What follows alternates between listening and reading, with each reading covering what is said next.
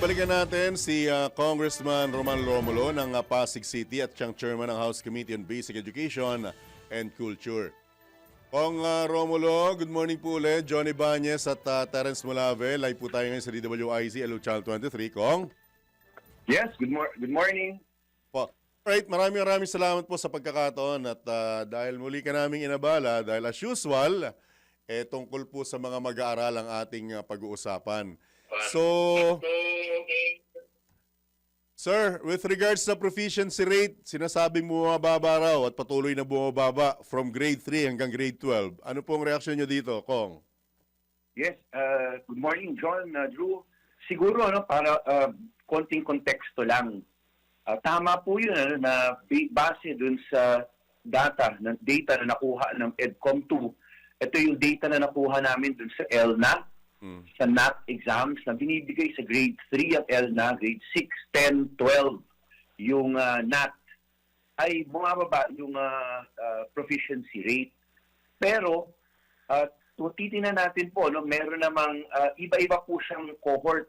Ibig sabihin, kung makikita natin, yung grade 3 ngayon, ang proficient niya is about 30%.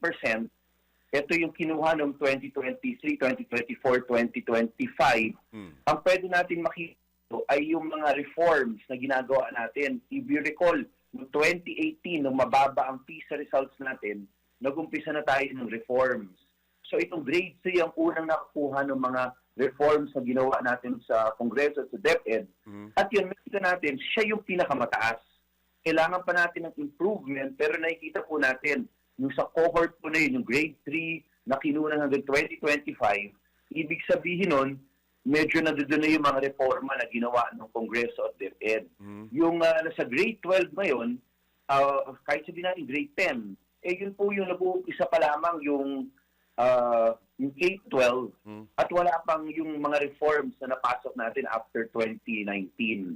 So tama po yun, bumababa yung proficiency rate from 30 sa grade 3, naging 11% sa grade 6, naging 1% ata sa grade 10, at sobrang negligible na po yun dun sa grade 12. Pero, pag tinignan yung konteksto po, yung at least yung grade 3, nandun na po yung mga reforms at nakikita natin, kailangan na natin paigtingin, ay nagkakaroon siya ng resulta na maganda.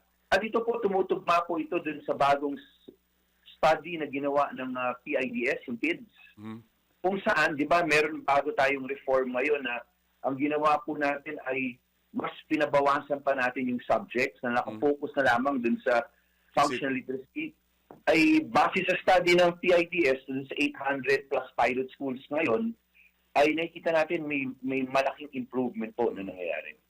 With your indulgence, hindi po ibig sabihin hindi updated itong resultang ito. And at the same time, kung nagkaroon po ng improvement ang grade 3, hindi ba pwedeng sabay-sabay magkaroon ng improvement hanggang grade 12? Una, tama kayo, John.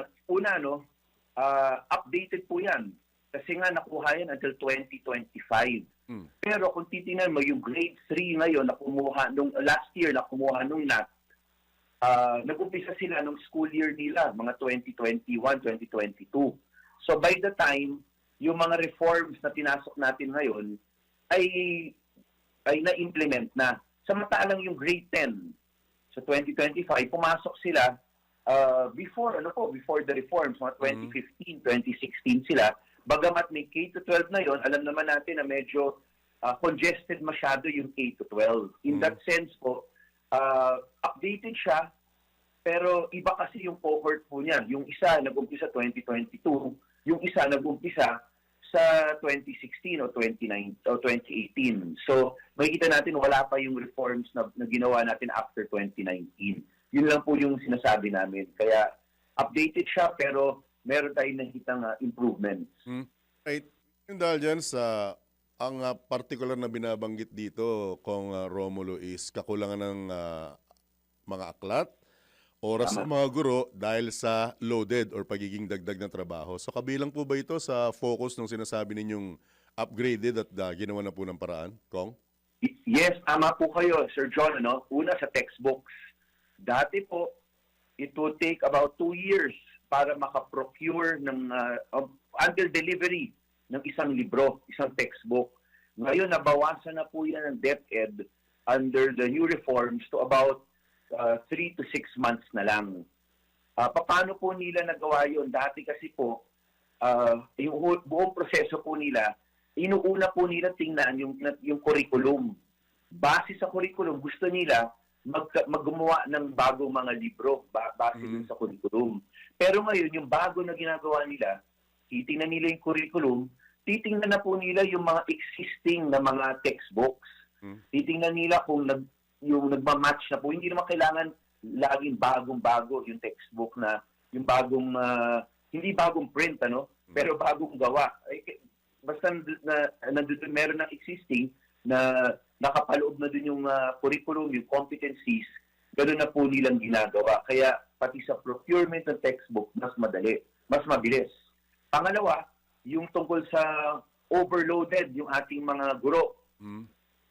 Di ba po, ginawa natin, una, in fairness po, nabawasan yung competencies. Pangalawa, ngayon, binabawasan na natin yung subjects. Ang dami masyadong subjects na tingin natin hindi naman nakakatulong. Ang ginawa natin ngayon, katulad grades 1 to 3. Dati po, pagdating mo ng grade 3, 9 subjects na ang bawat estudyante. Ngayon po, maximum na ang 6. Kasi sinabi natin, dun lang tayo sa nakatutok sa functional literacy, yung reading comprehension, marunong magbasa, mathematics, at grade 3, kaya dumadagdag ng one subject, then nagkakaroon ng science. Yun po yung nadagdag na, kaya nagiging 5, 5, 6 po yan. 5 sa grade 1 and 2, grades 1 and 2, 6 sa grade 3. So pati yan po nabawasan natin. Ngayon po, yung curriculum hanggang grade 10, meron na rin po bago na binawasan na yung subjects. Yung 11 and 12 po, may pilot na about 800 schools na binawasan rin. Dati po, currently kasi po, 15 core subjects. Nag-pilot na po ngayon taon sa 11 and 12 na 5 na lang ang core subjects. Again po, nakatutok sa functional literacy. Yung iba, electives na po dapat. Again po, may birth pains rin yan, pero nakikita po natin na para mabawasan rin po yung load ng ating mga guro. At hindi po binanggit dito yung indulgence sa Kong Roman na may problema rin sa silid-aralan na dahilan para bumaba rin yung proficiency rate. Ibig sabihin, okay na yung bilang ng paaralan or kailangan pa rin dagdagan? At saka hindi po ba alarming itong resultang ito ng pagbaba ng proficiency rate, Kong Romulo? Yes. Una po sa sinasabi yung kulang yung classrooms. Tama po yan. Alam natin hanggang ngayon academic calendar, kulang ng about 145 to 165. Iba-iba yung number. 145 to 165,000 na classrooms. Pero Sir John, kung maalala po niyo, kami sa House of Representatives, pinasa na po namin last year yung expanded voucher system. Kasalukuyan kasi, di ba meron tayo, pag puno na yung isang class, yung isang DepEd school, yung public school, sinasabi natin, pwede ka na pumunta sa private school na malapit, na hindi congested, at may kalidad. Kasalukuyan po, ang magbakas, ang pinapayagan lang yan, grade 7 to 10, under the senior high school, meron na rin po yan, pero dyan ibinabago na rin po natin sa bagong batas dahil dyan po nahanap yung allegedly yung ghost students, Ang bagong panukalang batas sa amin po sa House na pasan namin ang third and final reading ay gusto natin kasama na ang grades 1 to 6 para buo na 1 to 12 na tayo. Tapos sinisigurado natin doon may mekanismo tayo na kailangan kalidad naman yung paaralan. At equally important, kailangan malapit dun sa DepEd school, hindi naman malayo kasi yun nga yung rason congested na o walang school. Kaya lilipat ka sa quality private school. Yun po yung para sa classrooms po natin. Kailangan po natin talaga ng tulong ng private schools. Kasi hindi naman natin, may problema rin sa buildable space. Hindi na natin makakapon yung number of classrooms na kulang na po natin. Medyo marami talaga. Plus, pag nagkakaroon ng natural disaster, din po nagkakaproblema tayo. Kong, paano? Sino magsha-shoulder nung bayarin from public na libre patungo sa private na syempre may bayad po yan, Kong? Yes, totoo po yun. Kasi nga, humihingi tayo ng tulong sa private schools at yun ang ginagawa naman natin sa junior high school ngayon, ano? Yun po, ang voucher po, manggagaling po yun sa national government. Aha. O libre. Hindi Libre. po, hindi po masasubsidize buong buo na libre, Mm. pero ang gagawin po doon ay i-adjust ng DepEd. Masigurado natin na kahit paano ay mag-survive rin at mag-survive yung private school. Kasi kailangan naman po rin talaga natin ang tulong nila. May susumbong lang kami, ewan kung covered mo pa rin ito. Kasi yung sa college naman ito Kong Romulo, with your indulgence. Alam naman natin, pag sinabi mong isko at iska ng bayan, ang dapat mong pinaprioritize ay yung mga less fortunate na may kakayahan ng mag-aral, may katalinuhan. Pero pag sinabi mo ngayong isko at iska, mga naka-luxury vehicle, may sariling sasakyan, sariling driver, so napag-iiwanan yung mga nasa probinsya at yung mga nasa Metro Manila na more than deserving na mag-aral at mag-scholar ng bayan. Magagawan ba natin ng paraan yun, Kong Romulo? Una, tama po kayo, Sir John. Ano? Matagal na rin natin obserbasyon yun.